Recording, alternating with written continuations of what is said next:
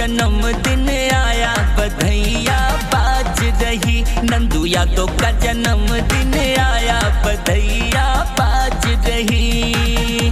बधाइयाँ बाज रही, बधाइयाँ बाज रही, बधाइयाँ बाज रही, बधाइयाँ बाज रही।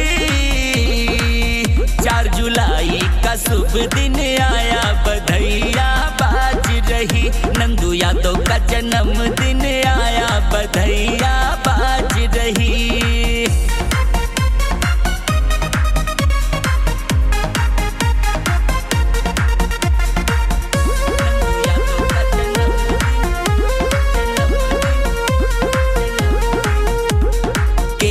कट रहा बटे मिठाई, जुग जुग जियो नंदू भाई। केक कट रहा बटे मिठाई, जुग जुग जियो नंदू भाई। आज खुशियों का दिन है आया, ये दुनिया नाच रही। नंदू यादव का जन्मदिन आया, बधाइयाँ बाज रही।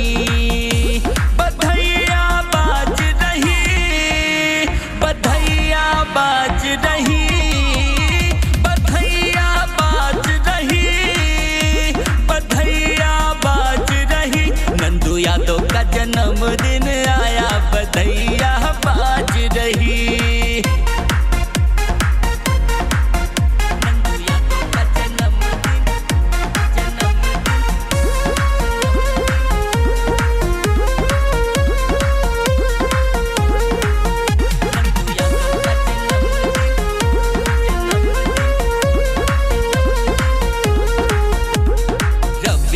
रसिया गणेश सिंह आज दिल से दे रहे आशीष हैं, दिल से दे रहे आशीष हैं। रविंद्र रसिया गणेश सिंह आज दिल से दे रहे आशीष हैं। जुग जुग जियो शुभ दिन आया, हमनी के साथ रही। नंदू यादव का जन्मदिन आया, बधाइयाँ बाज रही।